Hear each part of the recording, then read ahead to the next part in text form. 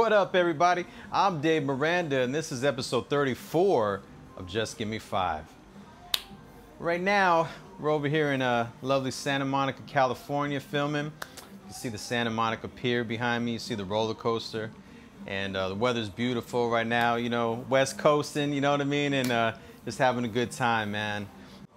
If you guys caught episode 33, you saw we had none other than my man Richie Evans. And let me tell you, when he was telling those stories about Game and Kanye, you know, and being in the booth and seeing Kanye, throw that head nod to him while he was recording, that was incredible. Because say what you want about Kanye, man, but the man is still a musical genius. And to get that cosign like that means something, especially at that time. You know, and it's beautiful too to see the reinvention of Richie, you know, from rugby to Juice to Richie Evans and everything he's got going on, man. It's a real good gentleman right there, man, and wish him nothing but the best. So make sure you guys watch episode 33, and salute to you, Richie Evans. All right, man. But today's guest has been a mover and shaker in and out the Arizona scene for numerous years now. This guy's not only a filmmaker, but he's also an actor. And he's been in numerous TV shows such as Queen of the South, Narcos, and Hawaii Five-0, just to name a few. He also has a podcast called Surviving Hollywood that we're going to definitely talk about. He has made his mark in the industry, and he's had a hell of a run. And we're going to hear all about it right now. So ladies and gentlemen, without further ado, I present to you Johnny Rey Diaz.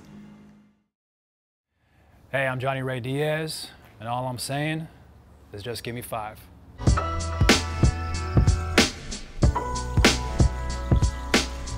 So, I think I knew film was my calling probably at an early age, without even really knowing it in a weird sense. But when I look back on my life, I think about being a kid and always being fascinated by stories, storytelling. I used to do a lot of writing, poetry especially, short stories, funny stories. When I was in school, I was always known as the guy that would come up with like the funny stories or the weird presentations in class. I'd be doing weird voices of characters and things like that. And I was kind of known for that, especially like elementary, junior high. People would be like, oh, Johnny's up. You know what I mean? Like he's always got like this like kind of crazy story he wrote.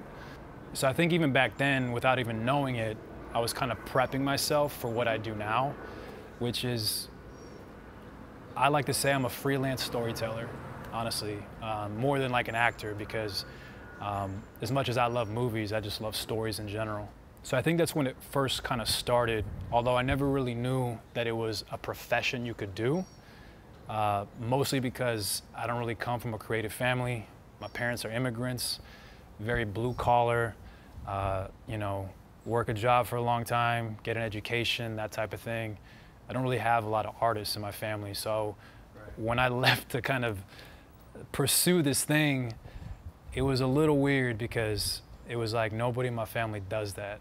But I always kind of felt like I was meant for something more. I didn't know what that was, but I just knew it was something.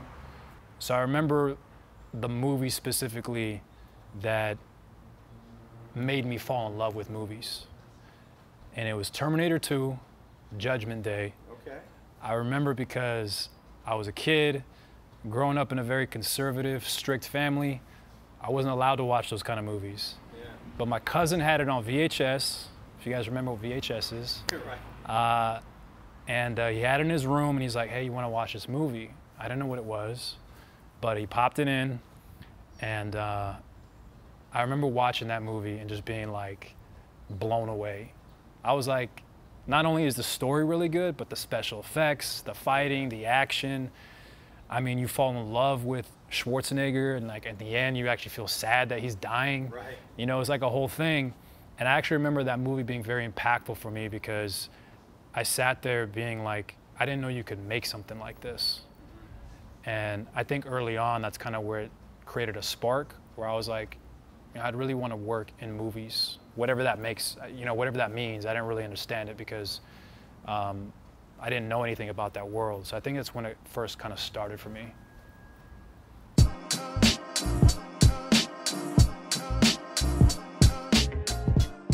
First paid acting gig, man. I had a lot of gigs that were non-paid before that, but the very first one was actually right when I moved to LA. So I moved to LA and I was doing an internship at Disney doing film development, which was really cool because I was working on the Disney lot at a production company, basically reading scripts all day, hoping to get a job as an assistant and let it kind of go from there. Well, I wasn't getting paid for that. On my days off to try to make money, I would work background on different productions. We're shooting around town. There's a agency called Central Casting, which books a lot of background actors for all the big movies and all the things you see around town. And I was calling in to try to get some kind of work. A friend had told me about it. He said, hey, this is a way to make money on the side. And I remember the first thing that I got booked for was a show called Revenge. I think it was on ABC, I think it was. Mm-hmm. And I played the role I got, which is just background, was a journalist. And I went to school for journalism, so I was like, okay, I guess my student loans paid off. Right. Not really. I remember I was on set, and all I had to do was be at a dinner party, and someone's giving a big speech, and then suddenly, like, they mess up or something big happens, and I have to pull out like a cell phone and be recording all the things that are happening. And I remember being on set. It was a huge production, tons of people, and just kind of like looking around, soaking it in, and being like, oh, this is what it's all about, And then watching the actor do this monologue, and she was doing such a great job. And I started thinking, like, I think I could do that. I don't know how necessarily, but like I think I could do that. And that was my first official, I guess, paid job where I was on set. Although I didn't really do anything or have any lines, that was kind of what I did. So that was like a big moment for me.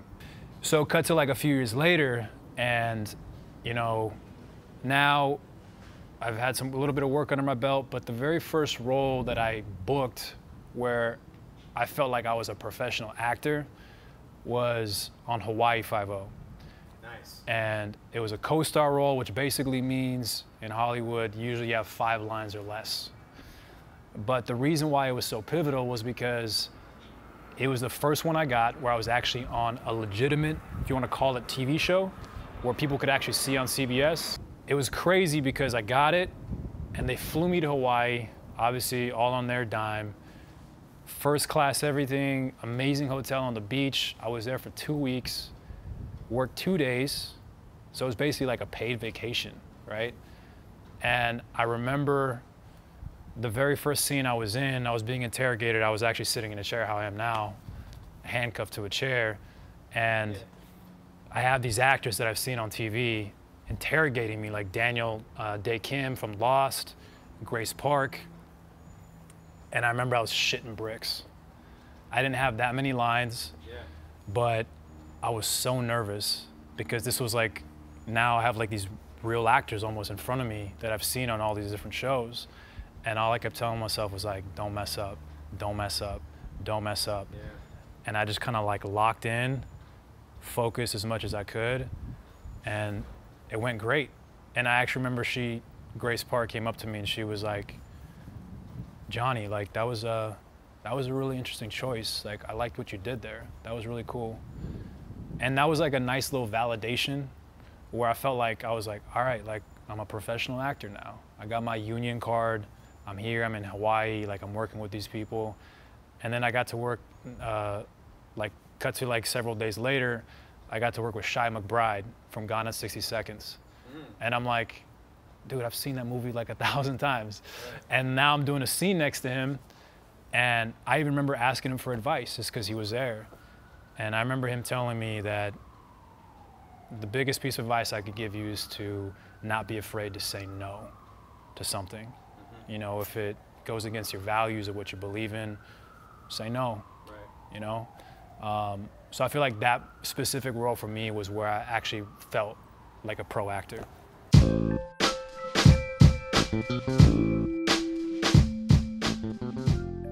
So some of the shows and movies that I've worked on, I've done a lot of TV, more than movies. I actually kind of wish it was the other way around, but you know, unfortunately there's just so many more TV productions now, shooting all the time, so it's just like constant TV. But you know, God has blessed me definitely in being able to work on a lot of projects.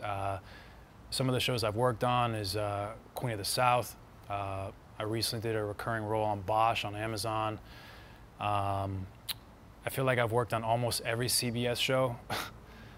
SWAT, Hawaii Five-0, The Rookie, All Rise, Dynasty. I also just recently worked on a show on Hulu coming out called Pam and Tommy with Seth Rogen. Nice. So I'm super excited about that. I also worked, funny enough, right when COVID happened. I was actually in Mexico City working on Narcos, yeah. And then they shut the whole thing down. But that was an amazing experience. I can't wait to talk more about that because, yeah, it hasn't come out yet, but it will, so I can't really kind of go into more the character and stuff. Right. But that right there was another moment where I was like, I can't believe I'm here type of thing. Yeah. You know, it was really cool. And as far as movies go, a lot of indie films. The last film I did was a movie called American Sicario, which I'm not sure where it's going to end up yet, but essentially I play the brother of a cartel boss, and played by Maurice Comte from End of Watch. And he was a pleasure to work with. He was a lot of fun. So yeah.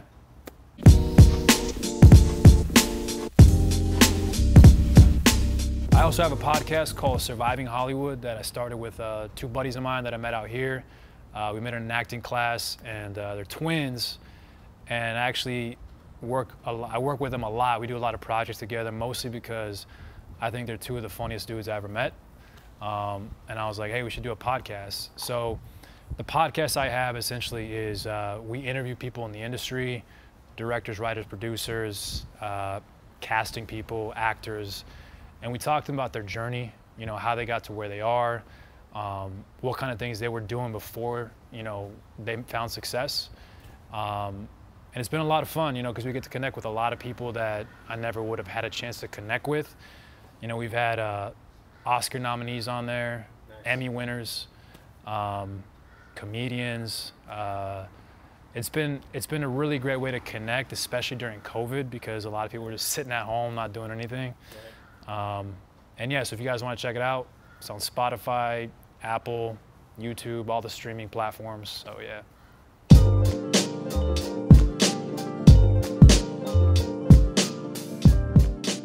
I think more than anything, I just feel supremely grateful, grateful to God, grateful to my family, my friends, for being able to wake up every single day and be living in Los Angeles and be, you know, pursuing a dream, you know, trying to turn dreams into reality, basically.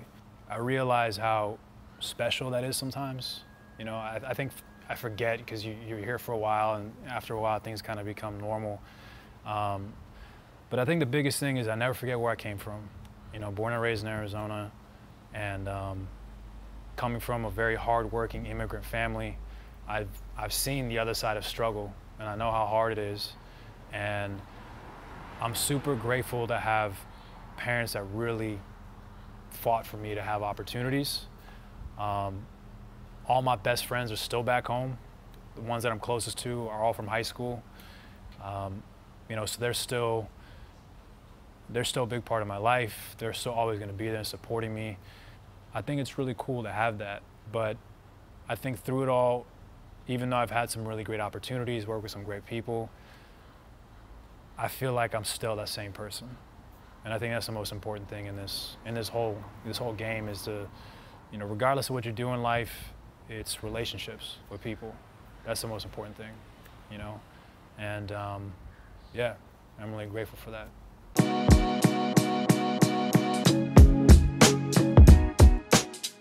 A couple quick shout outs, a couple things I got going on. So I'm actually doing voiceover for video game coming out in the next couple months. I can't say what game, but it'll be on Xbox, PlayStation, all the fun stuff. Look out for that, let you guys know about it. Also, got the role coming up on Pam and Tommy on Hulu. Not sure when that's dropping, but I would say probably in the next year or so. And also, I got 2 films I recently directed and produced. One's called Letter from God. The other one's called Instant Gratification, coming to a festival near you.